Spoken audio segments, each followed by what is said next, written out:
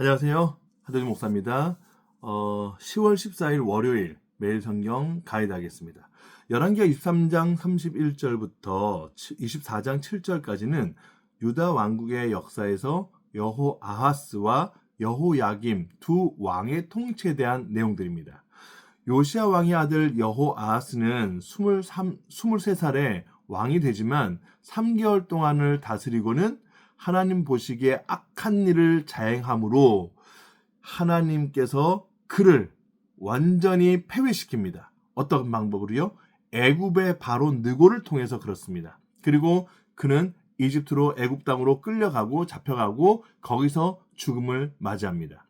바로 느고 왕은 애굽의 왕이죠. 바로 느고는 여호아스의 형제 엘리야김을 왕으로 세우고 그의 이름을 여호야김으로 바꾸었습니다.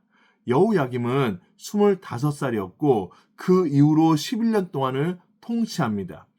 역시 하나님 보시기에 악을 행한 왕이었습니다. 이집트에 세금을 바치며 통치했던 왕이 되었습니다. 여호야김이 통치하던 중에 바벨론 느부갓네살 왕이 유다를 침공합니다. 여호야김은 3년 동안 바벨론에 복종하다 반역합니다. 그 이후에 바벨론, 갈대아, 아람, 모압, 암몬의 군대가 유다를 공격합니다. 이것 때문에 유다는 큰 고난을 겪죠. 하나님께서 여러 선지자들을 통해서 경고하신 대로 유다가 멸망의 길로 접어들게 됩니다.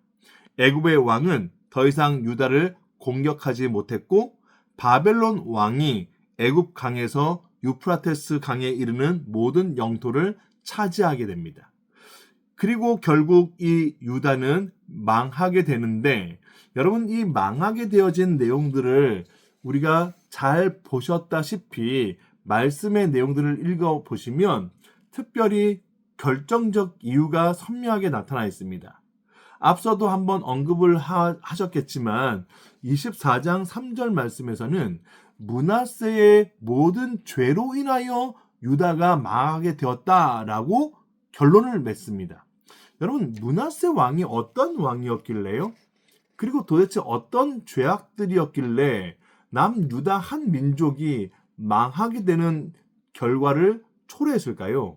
그 내용에 대해서 우리는 다시 한 번만 짚고 넘어가야겠습니다. 먼저 므낫세의 죄악 가운데 대표적인 죄악은 우상 숭배입니다. 이스라엘 이 백성들 안에 하나님께서 엄격히 금하셨던 가나안 신들을 섬기지 말라 하셨던 내용들을 이 므낫세는 완전히 무시해 버립니다. 그리고 가나안 우상들을 섬기는 일들을 자행합니다. 그리고 성전에서 하나님을 모독하는 행위도 주저하지 않았습니다. 그리고 이 우상 숭배를 위하여서 원래 여호와께 드리던 성전의 기물들 있죠? 그 기물들을 다 없애버리고 우상 숭배를 위한 그릇들로 제기들로 채워놓고 하나님 앞에 굉장히 가증스러운 모습들을 보였던 사람입니다. 그리고 이 므낫세는 자신의 아들을 불에 태워서 몰록이라는 신에게 제물로 바치는 인신 제사를 했던 왕이었습니다. 이건 하나님께서 정말 싫어하셨던 아주 가증스럽게 여기셨던 죄악 중에 대표적인 죄입니다. 이건 이방 신들에 의한 제사법이었기 때문에 더더욱 여호와께서 경멸하셨던 내용입니다. 그럼에도 불구하고 이 사람은 이걸 서슴지 않고 자행했습니다. 또 점치는 일과 주술 행위에 대해서도 용인하고 그 일들을 백성들 가운데 할 수 있도록 허락해준 왕입니다. 끝으로 이 므낫세의 죄악 중에 무고한 피를 흘린 죄도 있습니다. 많은 사람들을 죽여버리는 폭정을 일삼았던 왕이었습니다. 예루살렘 모든 그 거리가 피로 가득 채워졌다라고 말할 정도로 잔인한 폭력의 왕 통치를 했던 사람입니다.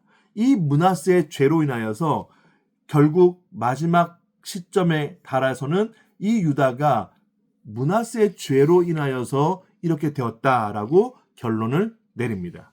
자, 그렇다면 이 정도의 심각한 상황이 되었어요.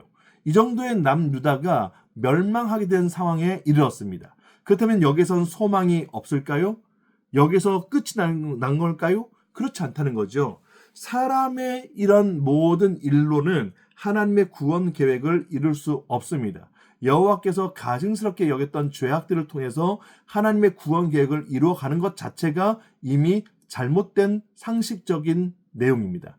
그래서 여호와께서는 나중에 이 유다를 멸망시키고 난 다음에라도 계속하여 선지자들을 통하여서 하나님께서 세우신 언약, 그 약속에 따라 메시아를 보내시는 일을 허락하시죠.